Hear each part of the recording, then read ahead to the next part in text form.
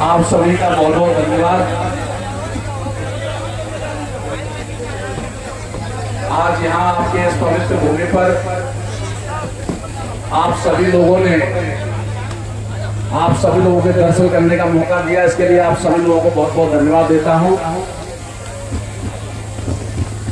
आज मैं अपने इन सभी बच्चों से खासतौर पर और युवाओं से 2 मिनट बात करना चाहता हूं, तो आप शांति से 2-3 जो जरूरी चीजें हैं हमारे सभी युवाओं को और बच्चों को आगे भविष्य में आगे बढ़ने के लिए उनके बारे में थोड़ा चर्चा करना चाहता हूं। आप सभी को पता है कि मेरा एक ही मकसद है कि आज हमारे युवा सही दिशा पकड़ लेते हैं, उनको अगर सही रास्ता दिखा दिया जाता है तो वो अपने आप विकसित हो जाएंगे। और जिस दिन हमारे आने वाले जो पीढ़ी है, जो हमारे आज के बच्चे हैं, हमारे आज के जो युवा हैं, अगर ये सही रास्ता पकड़ लेते हैं तो इनकी उन्नति हो जाएगी। जब इनकी उन्नति हो जाएगी, इनका जब विकास हो जाएगा तो समाज का विकास तो अपने आप हो जाएगा। चाहे कोई भी समाज हो, हर समाज का भविष्य उनके बच्चों में छुपा होता है। तो मैं यहाँ पर बैठे सभी बच्चों से और अपने उन सभी बुजुर्गों से भी ये कहना चाहता हूँ कि 3 बातें अपने बच्चों के दिमाग में उतार लो। पहली चीज है शिक्षा। अगर जीवन में वास्तव में आप अपने बच्चों का भविष्य उज्जवल करना चाहते हैं, उनको वास्तव में बड़ा आदमी बनाना चाहते हैं, तो सबसे पहले हमें जोर देना पड़ेगा शिक्षा के ऊपर। क्योंकि शिक्षा एक ऐसी ताकत है कि अगर आपने अपने बच्चे को पूरी शिक्षा दिला दी, शिक्षा का मतलब केवल अखबार पढ़ना नहीं होता है कि आपने 7वीं 8वीं पढ़ा लिया और आपने शिक्षा दिला दी। नहीं, इसको शिक्षा नहीं कहते। जब तक आपका बेटा आपकी बेटी कॉलेज तक नहीं चली जाए, ग्रेजुएशन ना कर ले, आप समझो आपने उसको शिक्षा नहीं दिलाई, आपने उसके साथ अन्याय कर दिया। शिक्षा हर बच्चे का जन्मसिद्ध अधिकार है आज के जमाने में, और ये हमें उनसे नहीं छीनना है। अगर वास्तव में आप अपने बच्चों का भला करना चाहते हो तो अपने बच्चे को हर हालत में, किसी भी परिस्थिति में, चाहे आप गरीब हैं या अमीर हैं, चाहे आप कैसी भी स्थिति में जीते हो, लेकिन आप अगर वास्तव में अपने बच्चों से प्यार करते हैं, अपने बेटी से प्यार करते हैं, बेटे से प्यार करते हैं, तो उसको हर हालत में कॉलेज तक पढ़ाना ही पढ़ाना है। और एक सबसे बड़ी जो समस्या होती है हमारे समाज के अंदर और ज्यादातर समाजों के अंदर, कि जैसे ही हमारा बच्चा 10वीं में पहुंचा कि सगाई वाले चक्कर लगाना शुरू कर देते हैं। तो हमें इस बात को गंभीरता से समझना है कि अगर हमारा बच्चा जब तक शरीर से मजबूत नहीं होगा, जब तक हमारा बच्चा दिमाग से मजबूत नहीं होगा, अगर आप उसकी कच्ची उम्र में सगाई करोगे तो वो जीवन भर पढ़ नहीं पाएगा। ये मैं आपको लिख के दे सकता हूँ। और जब वो पढ़ नहीं पाएगा तो वो क्या मुकाम हासिल करेगा, आप समझ ही सकते हैं। तो हमें इन चक्करों में नहीं पढ़ना है। खासतौर पर मैं कुशवा समाज के लोगों से कहना चाहता हूँ कि हमारे समाज में ना बेटियों की कमी है ना बेटों की कमी है। आपको जल्दबाजी करने की जरूरत नहीं है। आप पहले उसके भविष्य के बारे में सोचो, आप उसका भविष्य सुधारिए। जब आप अपने बच्चे को काबिल बना दोगे तो सगाई वाले तो आ ही जाएंगे यार, कहाँ जाएंगे।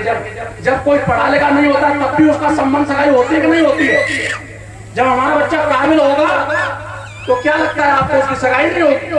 100% होगी। लोग मिन्नतें करेंगे और आप जैसे चाहोगे वैसे शादी होगी। इसलिए आप लोगों को इस बात पर, इस कुरीति पर ध्यान देना है कि हमें अपने बच्चे की जब तक शिक्षा पूरी ना हो जाए तब तक उसकी शादी नहीं करनी। और एक बात कि हमें केवल ये नहीं कि अपने बच्चे को ही काबिल बनाना है, अपनी बेटी की तरफ भी इतना ही ध्यान रखना है जितना हम अपने बेटे से प्यार करते हैं। आज की डेट में बेटा बेटी कोई अलग बात नहीं है। आज हमारी बेटियां भी बड़े से बड़े मुकाम हासिल कर रही हैं और कंधे से कंधा मिला करके अपना मुकाम हासिल कर रही है। देखा आपने अभी विश्व कप जीत करके आई है। पूरे विश्व में हमारे देश की बेटियों ने भारत का सम्मान बढ़ाया है। आज उनको तमाम सरकारें करोड़ों रुपए दे रही है। क्यों दे रही है? क्योंकि उनके पिताओं ने अपनी बेटी को ही बेटा समझा और उन बेटियों ने वो कर दिखाया पा रहे। तो इसलिए आप अपने बेटी और बेटे को एक समझ करके उनकी शिक्षा पहले पूरी कराएं, और उसके बाद में दूसरा महत्वपूर्ण बात आती है कि जैसे आपकी शिक्षा पूरी हो गई तो अगर सरकारी नौकरी लग जाए तो बहुत अच्छी बात है, लेकिन ऐसा नहीं है कि सरकारी नौकरी नहीं लगेगी तो आप बड़े आदमी नहीं बन सकते। ऐसा बिल्कुल नहीं। दुनिया में जितने भी अमीर लोग हैं, जितने भी बड़े बड़े उद्योगपति हैं, उनमें से ज्यादातर है बहुत ज्यादा पढ़े लिखे नहीं है, लेकिन तो क्या उनको सम्मान नहीं मिलता है? क्या वो अच्छी जिंदगी नहीं जीते हैं? क्या 100%। आज सबसे बढ़िया जो जिंदगी है, सबसे बेहतरीन जो जिंदगी है, वो उद्योगपति ही जीते। तो मैं अपने बच्चों को कहना चाहता हूँ, अपने सभी युवाओं को ये कहना चाहता हूँ कि पहले आप मन लगा करके पढ़िए। अगर आपको सरकारी नौकरी मिल जाए तो बहुत अच्छी बात है, अगर ना मिले तो गम करने की जरूरत नहीं है। अपना व्यापार शुरू कीजिए। व्यापार एक ऐसी ताकत है कि जिस दिन आपने सीख लिया इसको, व्यापार करना कोई चांद पे जाने जैसा नहीं है। हम तुम जैसे लोग हैं जो व्यापारी बनते हैं, बस हमें ठानने की जरूरत होती है कि हमें व्यापारी बनना है। और ये चीज हमारे बुजुर्गों को भी समझनी पड़ेगी और हमारे युवाओं को भी समझनी पड़ेगी। अगर आप व्यापारी बन जाते हैं तो आप निश्चित मानिए जिस दिन आप व्यापारी बन जाओगे आपके पास एक रेगुलर इनकम आना शुरू हो जाएगी, और जब आपके पास पैसे आना शुरू हो जाएंगे तो आप भी अपने बेटे से प्यार करते हैं, मुझे पता है। हर इंसान अपने बच्चे से प्यार करता है, अपनी बेटी से प्यार करता है, लेकिन उसके पास में पैसे न होने की वजह से वो अपने बच्चे को कोई किसी बड़ी शिक्षा सरकारी स्कूल में भेज करके दिलाता है, तो उनके नंबर कितने आएंगे? क्योंकि वहां पे जो टीचर हैं उनको तो इस बात की फिक्र ही नहीं है कि बच्चा पढ़े या ना पढ़े। बड़े बड़े लोग जिनके पास पैसे हैं वो अपने बच्चों को कहाँ भेजते हैं? वो अपने बच्चों को अच्छे से अच्छे प्राइवेट स्कूल में भेजते हैं, जहाँ पर अच्छे से अच्छे टीचर होते हैं। जब अच्छी उनको शिक्षा दी जाती है तो उन बच्चों के नंबर कैसे आते हैं? किसी के 95% आ रहे हैं, किसी के 96% आ रहे हैं, किसी के 99% आ रहे हैं। तो बड़े बड़े अधिकारी कौन बनाएंगे?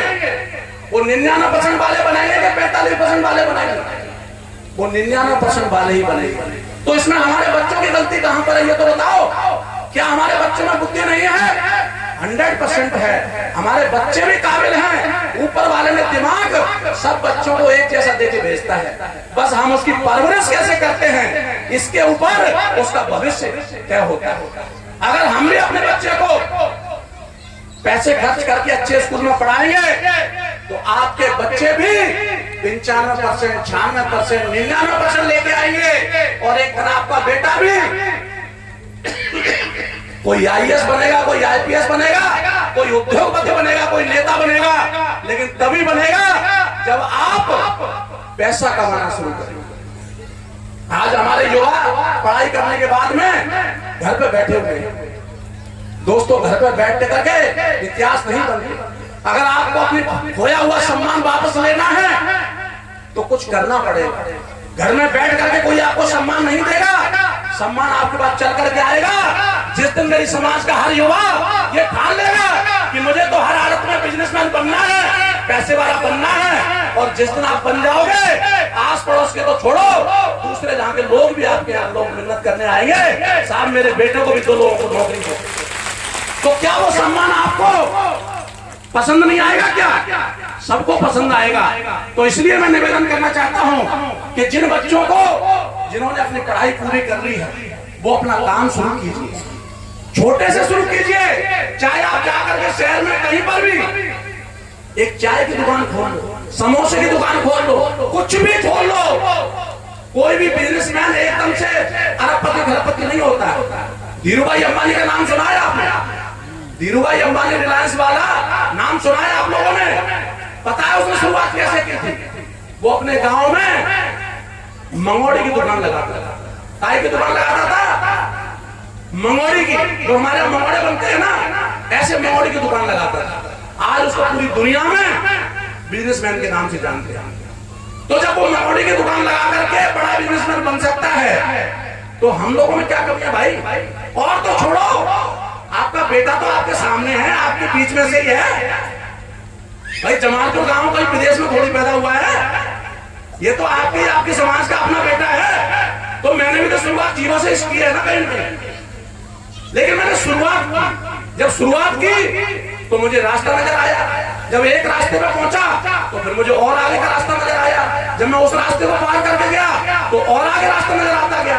मैं आगे रास्ते नजर आते गए, मैं उनको चलता गया और आज आपके सामने आपके समाज के लिए अपना दिल जान कराने के लिए तैयार बैठा है। तीसरी चीज, एकता की व्यवस्था को समझना है। वैसे तो धौलपुर में इस बात को अच्छे से समझती है खासतौर पर कुशवाहा समाज के लोग, क्योंकि एकता का जब नाम आता है तो यहाँ से लेकर बिहार तक एक ही बात बोली जाती है कि अगर एकता देखनी हो तो धौलपुर में कुशवाहा समाज की जाकर के देखो। कि जो लोग इनको तोड़ने के लिए कितने प्रयास कर लिए, लेकिन धौलपुर में कुशवाहा समाज चारों विधानसभाओं में उनकी एकता ऐसी है कि इनके किसी भी बहकावे में, किसी भी षड्यंत्र में नहीं फंसते। और एकता होने की वजह से आज आपका सम्मान पिछले 4 बार से जिंदा है, और जब तक आपकी एकता बनी रहेगी आपका ये सम्मान पीएल कुशवाहा कभी नीचे नहीं आने देगा। बस इतना कहते हुए आप सभी लोगों को बहुत बहुत धन्यवाद देता हूँ। आप सभी लोगों ने इतना प्यार, इतना सम्मान दिया, इसके लिए बहुत बहुत धन्यवाद। राम राम। बोल भाग्य बिहारी लाल की, राधा रानी सरकार की बहुत बहुत धन्यवाद।